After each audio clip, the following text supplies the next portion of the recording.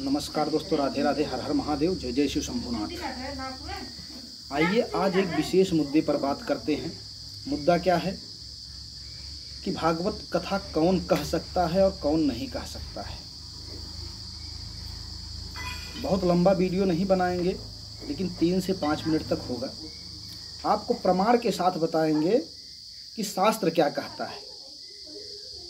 तो पहले श्रीमद् भागवत पुराण के महात्म्य के 6वें अध्याय के 20वें श्लोक को देखते हैं।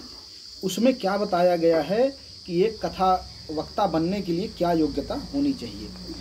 उसमें लिख रहे हैं कि विरक्तो वैष्णवो विप्रो वेद शास्त्र विशुद्धिकृत दृष्टांत कुशलो धीरो वक्ता कार्यो नीति स्पृह। कहने का मतलब विरक्त होना चाहिए। इतना समझिए कि विरक्त का मतलब होता है कि वह राग द्वेष से मुक्त हो, मोह माया से परे हो, सन्यासी प्रवृत्ति का आदमी हो। वैष्णव विष्णु का प्रिय होना चाहिए, विष्णु का भक्त होना चाहिए। विप्रो ब्राह्मण होना चाहिए। अभी ब्राह्मण होने की योग्यता क्या बताई गई है महाभारत में, वह हम आपको बताएंगे आगे चल करके। ब्राह्मण होना चाहिए, यहाँ थोड़ी बात फंसती है कि वह ब्राह्मण होना चाहिए। तो ब्राह्मण किसे माना गया है? वेद व्यास के द्वारा ही लिखी गई महाभारत के हिसाब से आपको बताएंगे उन्होंने जो है ब्राह्मण किसे माना है। और ये भी वेद व्यास द्वारा रचित ही महाभागवत पुराण है। तो ब्राह्मण होना चाहिए, वेद शास्त्र विशुद्धिकृत, वेद शास्त्र का ज्ञाता होना चाहिए, स्पष्ट वक्त मतलब शुद्ध पढ़ने वाला होना चाहिए, अच्छा ज्ञाता होना चाहिए। दृष्टांत कुशलो, अच्छे अच्छे सारांश और व्याख्या दे सके, समझाने के लिए लोगों को आसानी से दृष्टांत के आधार पर समझा सके। धीरो धैर्यवान होना चाहिए। वक्ता और अच्छा बोलने वाला होना चाहिए। इस तरह से जो व्यक्ति है उसे ही व्यास गद्दी का अधिकारी माना गया है।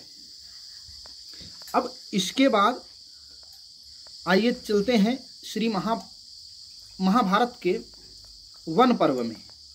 वन पर्व में व्याध गीता, व्याध और कौशिक ब्राह्मण के संवाद में कौशिक ब्राह्मण कहते हैं कि ब्राह्मण कौन है। इसमें बता रहे हैं कि ब्राह्मणः पतनीयेषु वर्तमाने विकर्मसु दंभिको दुष्कृतः प्रायः शूद्रेण सदृशो भवेत्। ध्यान से देखिएगा, ये भी वेद व्यास द्वारा ही रचित है।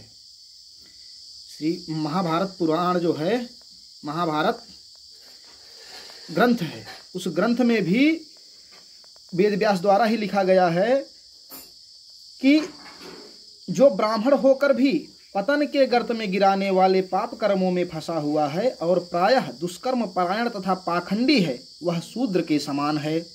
और आगे लिखते हैं, यस्तु शूद्रोदमे सत्ते धर्मे च सततोत्थितः तम ब्राह्मणमहं मन्ये वृत्तेन ही भवेत् द्विजः।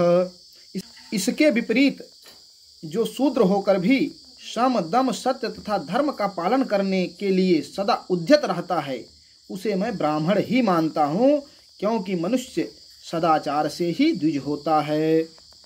जो आदमी सदाचारी हो,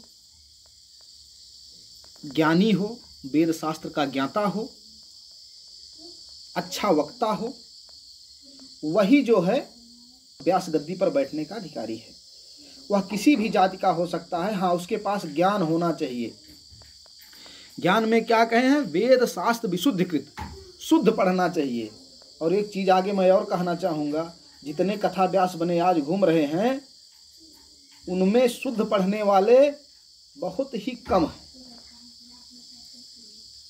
और जिनका तो विवाद हुआ है और 2-1 कथावाचक चल रहे हैं वायरल बहुत ज़्यादा, उनसे तो हम कह रहे हैं दावे के साथ, अगर आप स्वस्तिवाचन शुद्ध सुन लीजिए, अगर स्वस्तिवाचन शुद्ध सुना दें तो मैं मान जाऊँ कि हाँ, उनको भागवत पुराण पढ़ने, एक भी श्लोक पढ़ने की क्षमता होगी। तो मित्रों, जो भागवत पुराण में महाभारत में लिखा हुआ है वह मैं आपको बता दिया। अब इसमें आप सब खुद बुद्धिमान हैं, विवेकशील हैं, आप खुद समझ सकते हैं कौन व्यासपीठ का अधिकारी है।